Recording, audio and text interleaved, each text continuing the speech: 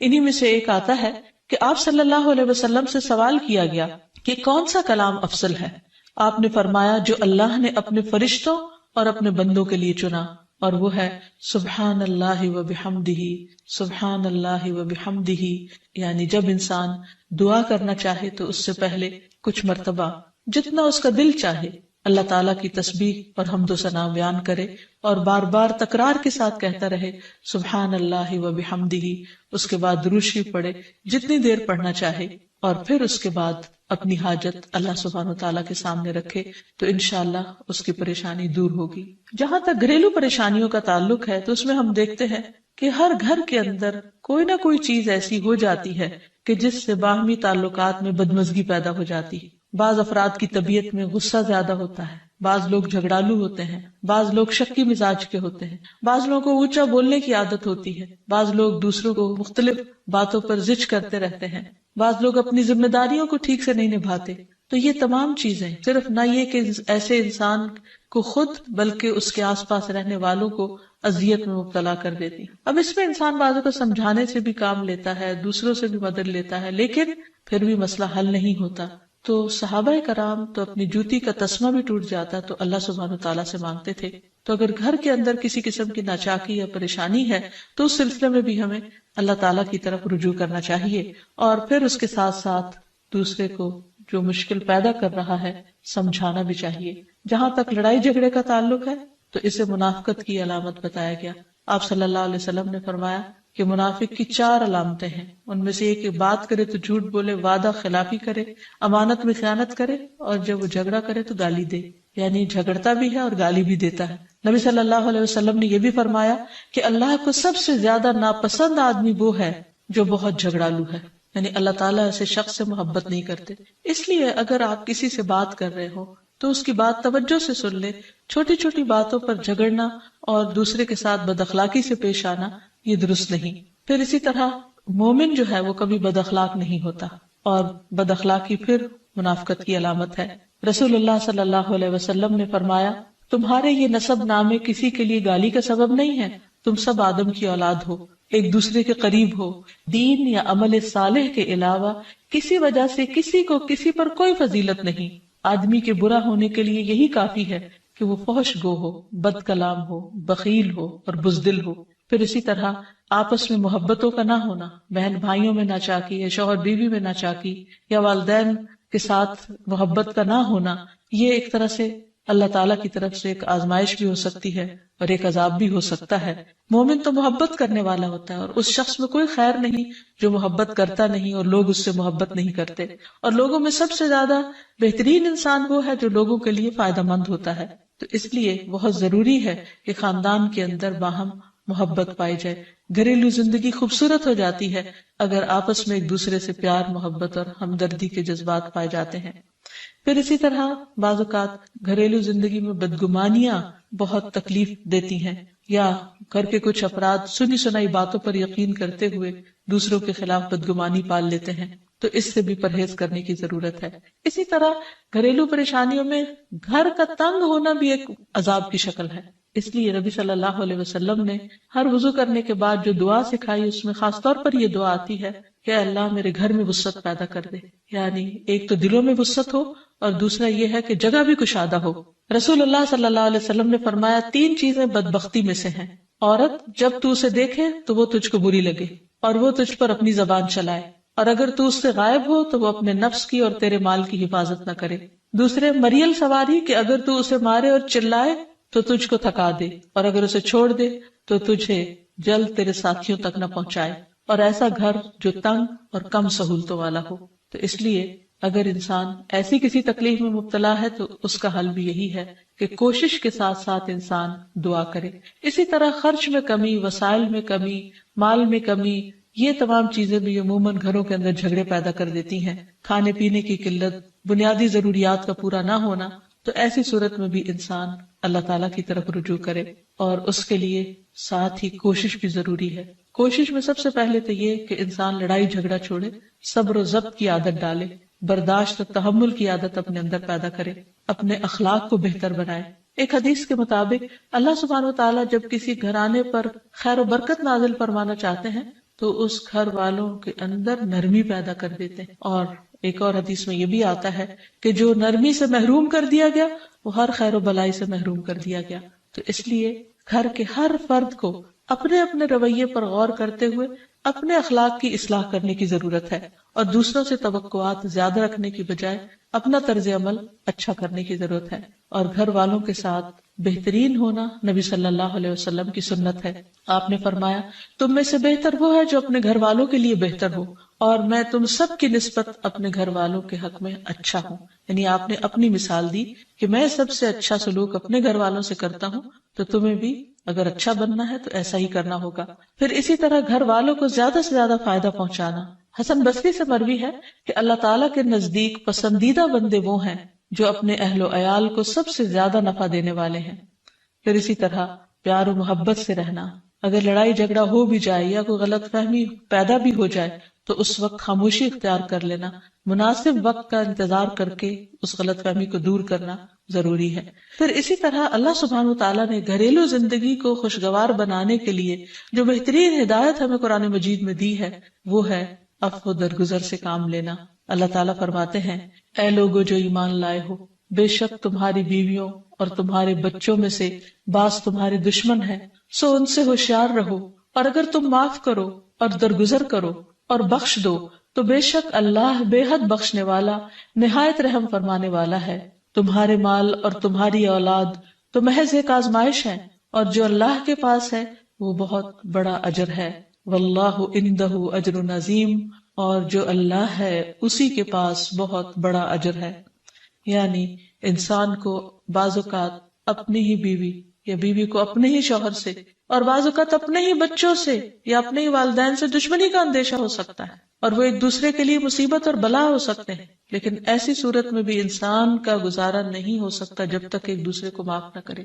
زندگی کی گاڑی نہیں چل سکتی جب تک انسان دوسروں کے قصور اور غلطیاں ان سے درگزر نہ کرے، کیونکہ ہر انسان کبھی غصے کی وجہ سے، کبھی جہالت کی وجہ سے، کبھی جلد بازی کی وجہ سے، کبھی لوگوں کے اکسانے پر اپنے پیاروں کے ساتھ زیادتیاں کر جاتا ہے. تو ایسی صورت میں انسان اگر چاہتا ہے کہ اس کی زندگی خوشگوار ہو تو اسے معاف کرتے رہنا چاہیے.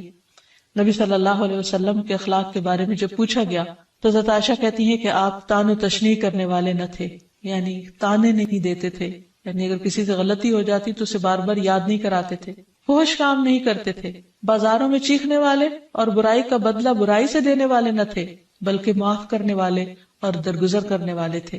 اور حقیقت یہ ہے کہ جو جس کے جتنا قریب ہوتا ہے، جیسے گھر والے ہیں، اس کی غلطیاں اور اس کی کمزوریاں زیادہ سامنے آتی ہیں، اور پھر وہ ریپیٹڈلی سامنے آتی ہیں، بار بار سامنے آتی ہیں. تو ایسی صورت میں معاف کرنا بھی مشکل لگتا ہے، لیکن پھر بھی معاف کیے بغیر گزارا نہیں. پھر اسی طرح یہ ہے کہ انسان اگر ہمیشہ دوسروں کا حق ادا کرنے کی فکر کرے تو اس سے بھی بہت سے جھگڑے ختم ہو جاتے ہیں. شوہر اگر بیوی کو حق دینے والا ہو، بیوی خوشی سے شوہر کا حق دینے والی ہو، بہن بھائی ایک دوسرے کے اوپر قربانی کرنے والے ہوں، ایثار کرنے والے ہوں، تو ایسی صورت میں گھر کا ماحول بہت خوشگوار ہو سکتا ہے.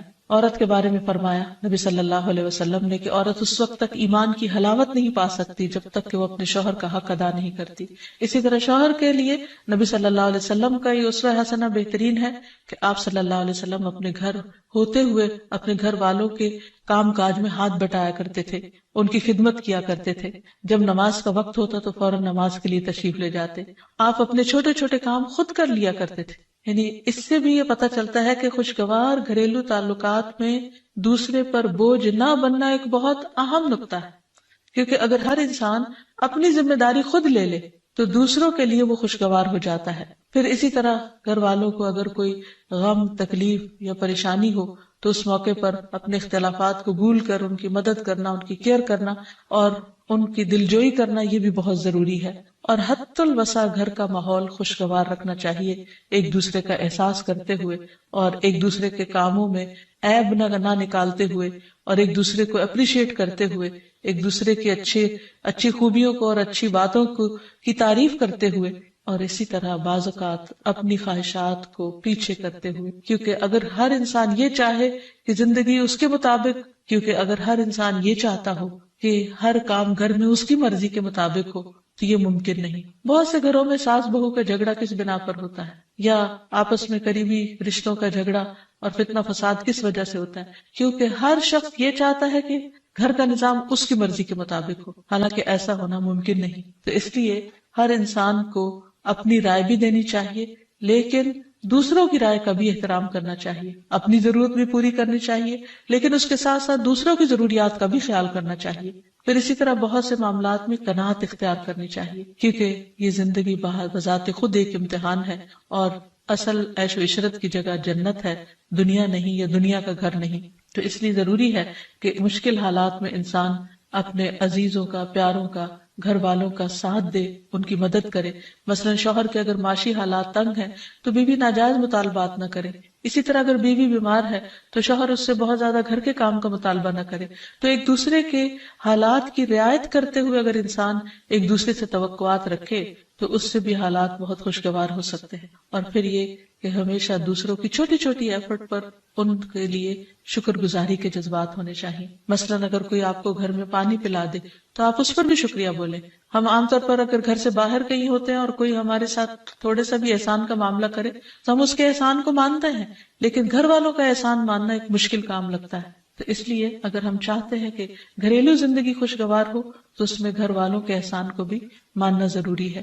اور پھر چھوٹی چھوٹی اذیتوں کو بہت مینشن نہیں کرنا چاہیے، ان کا ذکر نہیں کرنا چاہیے، ان پر صبر کرنا چاہیے۔ تو جو شخص شکر اور صبر سے کام لیتا ہے اس کی زندگی لازماً خوشگوار ہوتی ہے۔ لیکن اس کے باوجود بھی اگر گھریلو زندگی میں تنگی ہو، تکلیف ہو، آپس کی ناچاکی ہو، دشمنی ہو، پریشانی ہو، بہت بے چینی ہو، تو پھر اللہ سبحانہ وتعالیٰ ہی کی طرف رجوع کرنا چاہیے، کیونکہ قرآن مجید میں آتا ہے وَإِن يُرِدْكَ بِخَيْرٍ فَلَا رَادَّ لِفَضْلِهِ يُصِيبُ بِهِ مَن يَشَاءُ مِنْ عِبَادِهِ وَهُوَ الْغَفُورُ الرَّحِيمُ۔ اور اگر اللہ تمہیں کوئی تکلیف پہنچانا چاہے تو اس کے سوا کوئی اسے دور کرنے والا نہیں، اور تجھ سے کوئی بھلائی کرنا چاہے تو کوئی اسے ٹالنے والا نہیں۔ وہ اپنے بندوں میں سے جسے چاہے فضل سے نوازتا ہے، اور وہ بخشنے والا اور رحم کرنے والا ہے۔ تو اس لیے چھوٹی چھوٹی تکلیفوں پر بھی فوراً اللہ کا ذکر، اللہ کی یاد، اللہ کی تسبیح انسان کے دل کو سکون بخشتے۔ اور نبی صلی اللہ علیہ وسلم نے خصوصاً اپنی پیاری بیٹی فاطمہ رضی اللہ تعالی عنہا کو جب وہ گھر کے کام کاج کر کے تھک جاتی تھی، کیونکہ اپنے ہاتھ سے چکی پیستی، اپنے ہاتھ سے آٹا گوندتی، اپنے ہاتھ سے اپنے گھر کے کام کاج کرتی، بچوں کو لک آفٹر کرتی، تو بہت تھک جاتی تھی، اور اسی تھکاوٹ کی وجہ سے انہوں نے ایک دفعہ نبی صلی اللہ علیہ وسلم کے پاس جب کچھ قیدی آئے تو خادم کا مطالبہ کیا، لیکن آپ صلی اللہ علیہ وسلم نے ان کو خادم دینے کی بجائے یہ تسبیحات سکھائیں، اور فرمایا کہ جب تم اپنے بستر پر جانے لگو تو 33 بار سبحان اللہ، 33 بار الحمدللہ، اور 34 بار اللہ اکبر پڑھ لیا کرو۔ اور اسی لیے یہ تسبیحات فاطمہ کے نام سے بھی معروف ہیں۔ تو رات کو خاص طور پر بستر پر لیٹ کر یہ تسبیحات ضرور پڑھ لینی چاہیے، کیونکہ یہ گھریلو کام کاج کی تھکاوٹ کا بہترین علاج ہے اور خادم کی جگہ کفایت کرنے والی دعائیں ہیں۔ پھر اسی طرح گھر میں وسعت اور کشادگی کی دعا، اللہم اغفر لی ذنبی ووسع لی فی داری وبارک لی فی رزقی، اے اللہ میرے گناہ معاف کر دے، میرے گھر میں وسعت پیدا کر دے اور میرے رزق میں برکت عطا کر دے۔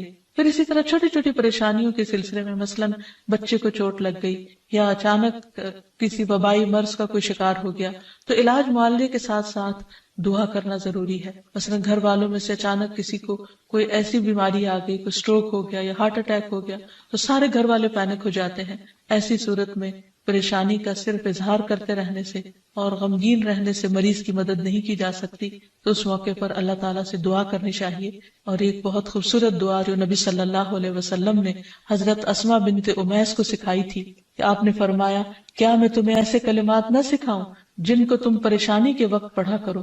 اور وہ کلمات ہیں اللہ اللہ ربی لا اشرک بہ شیئا، اللہ ہی میرا رب ہے، میں اس کے ساتھ کسی چیز کو شریک نہیں بناتی۔ اور آخر میں یہ کہ گھر والوں کی باہمی محبت اور الفت اور تعلقات کی بہتری کی دعا کرنی چاہیے جو پیارے نبی صلی اللہ علیہ وسلم نے ہمیں سکھائی ہے۔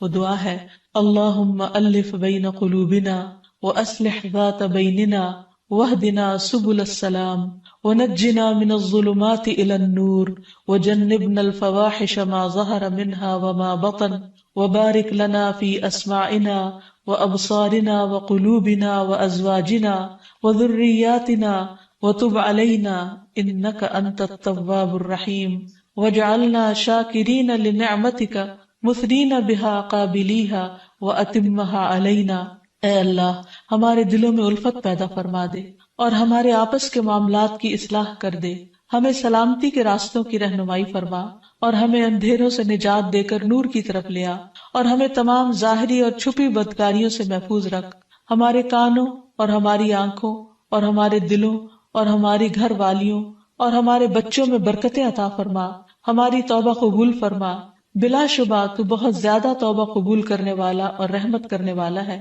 ہمیں اپنی نعمتوں کا شکر ادا کرنے والا بنا اور ان کی تعریف کرنے والا اور ان کو قبول کرنے والا بنا دے، ان نعمتوں کو ہم پر کامل فرما دے، یعنی ان نعمتوں کو ہم پر تمام کر دے۔ تو کس قدر جامع اور خوبصورت دعا ہے جو نبی صلی اللہ علیہ وسلم نے ہمیں سکھائی گھریلو زندگی کو خوشگوار بنانے کے لیے۔ ان دعاؤں کو پڑھتے رہنا چاہیے، یاد کر لینا چاہیے، قبولیت کے مواقع پر پڑھنا چاہیے، اگر زبانی یاد نہ بھی ہو تو دیکھ کر پڑھ لینا چاہیے، اور اگر ان کا ترجمہ نہ آتا ہو تو اردو میں پڑھنے میں بھی کوئی حرج نہیں، لیکن اللہ تعالیٰ سے مانگتے رہیے کیونکہ ساری مشکلات کا حل صرف۔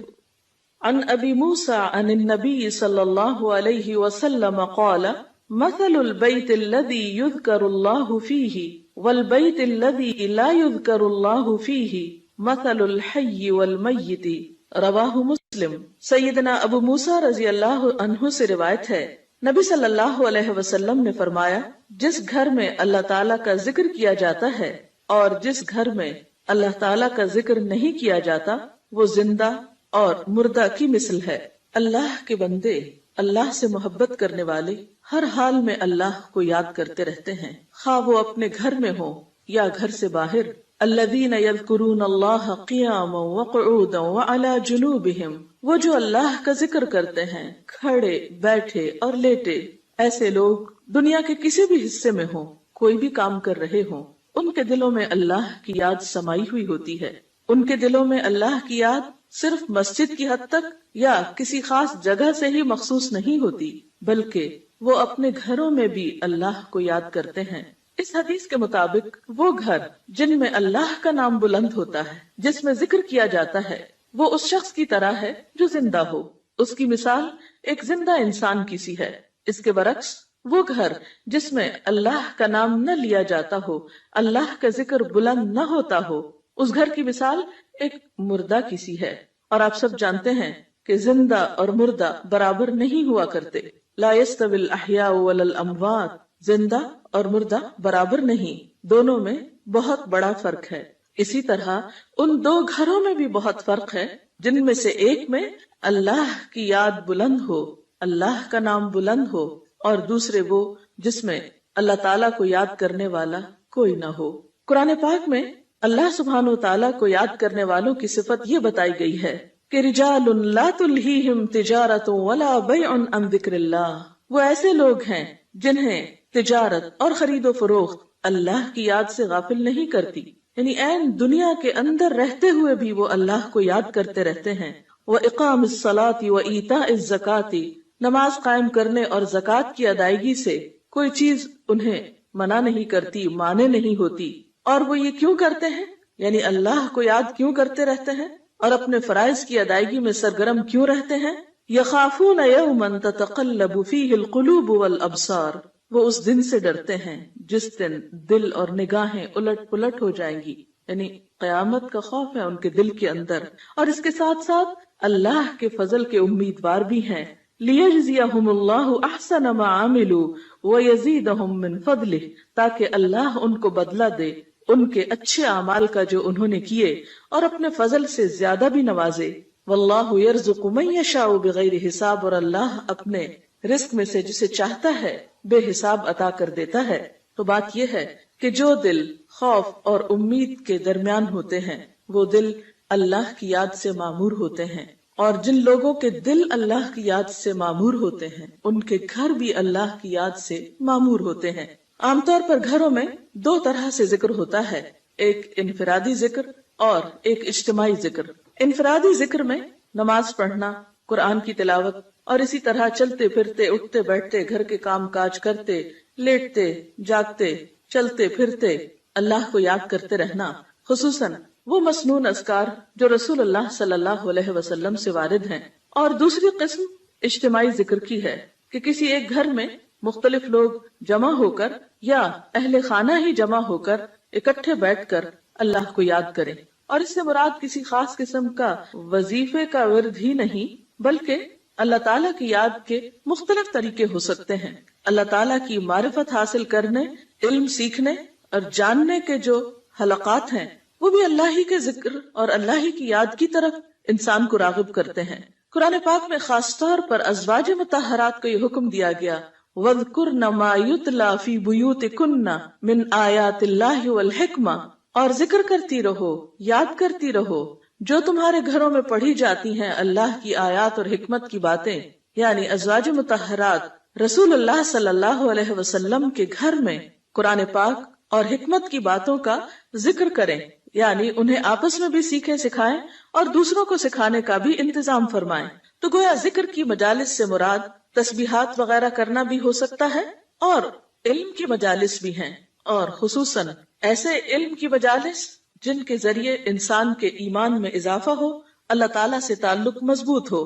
قرآن پاک میں اللہ تعالیٰ نے اہل ایمان کو خصوصی طور پر تنبیہ فرمائی، تلقین فرمائی، یا ایھا الذین آمنوا لا تلہکم اموالکم واولادکم عن ذکر اللہ، اے لوگو جو ایمان لائے ہو، تمہارے مال اور تمہاری اولادیں تمہیں اللہ کے ذکر سے غافل نہ کریں. ومن یفعل ذلک فاولئک هم الخاسرون، اور جو ایسا کریں گے وہی لوگ دراصل خسارہ پانے والے ہیں، نقصان اٹھانے والے ہیں. یعنی گھر میں ہوتے ہوئے انسان دنیا کے کاموں میں مشغول ہو جاتا ہے یا بال بچوں کی محبت میں بعض اوقات اللہ تعالیٰ کی یاد سے غافل ہو جاتا ہے، تو ایسے میں فرمایا کہ لا تلہکم اموالکم واولادکم عن ذکر اللہ، یہ دنیا کے مال اور یہ تمہارے بال بچے تمہیں اللہ کی یاد نہ بھلائیں. گویا گھر میں ہوتے ہوئے اللہ کو یاد کرتے رہو.